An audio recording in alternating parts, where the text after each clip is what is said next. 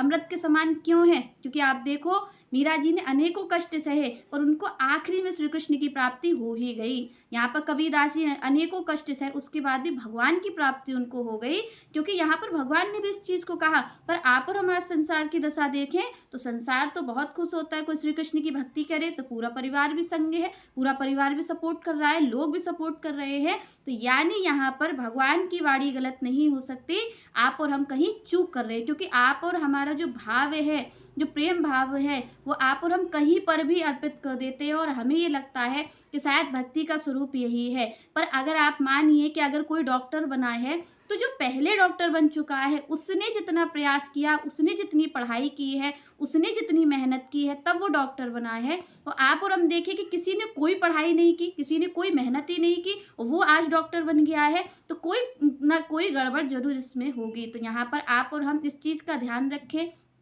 यहाँ पर भगवान ने भी कहा कि आपका एक ही जीवन है, इसको अगर आपने गलत हाथों में दे दिया, गलत भाव किसी के प्रति आपने बना लिया, तो भी आपका जीवन व्यर्थ चला जाएगा। इसलिए आप और हम ये ध्यान रखें कि अगर हमें, पहली बात तो हमें ज़रूरत ही नहीं है, हम भगवान से प्रार्थना करें, श्री कृष्ण खुद व्यवस्था करेंगे आपके लिए संत और भक्त की, पर हमें अपने भाव को कहीं पर भी नहीं लगाना है, क्योंकि यहाँ पर आज के ज़माने में भक्ति बड़ी भगवान की कठिन है। तो यहाँ पर श्री कृष्ण ने भी कहा कि जो मेरी भक्ति करेगा वो कैसा है, वो विष पीने के समान है, क्योंकि मेरी भक्ति अनुशासन देगी, मेरी भक्ति संसार को आपके विरोध में खड़ा करेगी ही करेगी। तो श्री कृष्ण कहते हैं कि भाई ये कठिनाई तो मेरे भक्त को लेनी पड़ती है, क्योंकि उसका दृष्टिकोण बदलता है, और जब भगवान के भक्ति की दृष्टि बदलती है तो आप देखो, आप कभी खूब मन प्रेम से रह रहे हो, सबके साथ व्यवहार कर रहे हो, पर आप एकदम से उस व्यवहार को छोड़ दो तो संसार तो आपके खिलाफ होगा ही होगा। संसार कैसे आपके संग हो सकता है, क्योंकि संसार की तो स्वार्थ बुद्धि है, वो आपसे स्वार्थ चाह रहा है,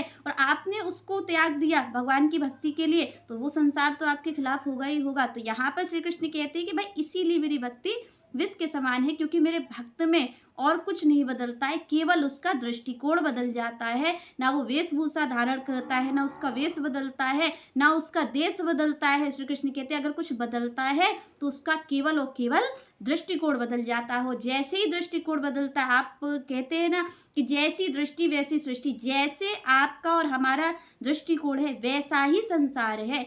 आप अगर ये सोच रहे हो कि संसार में सारे लोग बुरे हैं तो फिर आपको बुरा ही बुरा देखेगा। तो यहाँ पर भगवान कहते हैं कि मेरे भक्ति की दृष्टि बदलती है, उसी कारण संसार का विरोध होता है, और इसी कारण भक्त को कष्ट सहने पड़ते हैं। पर भक्तों को किसकी आस है, भक्त किसके बल पे सह रहा है? भक्त केवल और केवल भगवान के बल पे सह रहा है कि मैं उनकी भक्ति का। अब प्रहलाद जी ने भक्ति की, अनेकों कष्ट दिए उनके पिता ने, फिर भी वो ये कहते हैं कि मैं अपने श्री कृष्ण के लिए, मैं अपने भगवान के लिए सब कुछ सहने के लिए तैयार हूँ। तो यहाँ पर भक्त का कितना बल रहा कि भक्त ने आखिर खंभे में से भगवान को प्रकट कर ही दिया। ये है भक्ति की सामर्थ।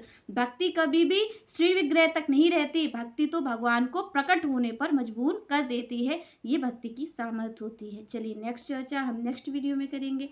तब तक के लिए जय श्री राधे, जय श्री कृष्ण।